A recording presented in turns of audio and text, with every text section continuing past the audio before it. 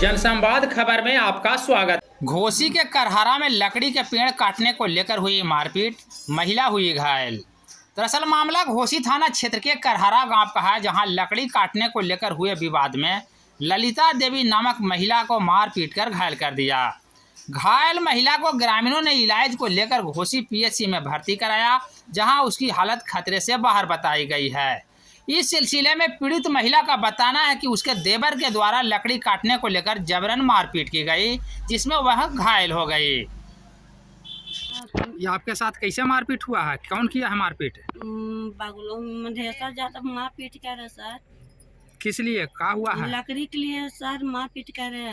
लकड़ी के लिए मारपीट किया है? हाँ। पुलिस को सूचना दिए हैं? हाँ सर। पुलिस को सूचना दिए हैं। कहाँ इलाज कराए हैं? पीएचसी में घोसी। घोसी पीएचसी में? हाँ। क्या नाम हुआ आपका? ललिता देवी सर।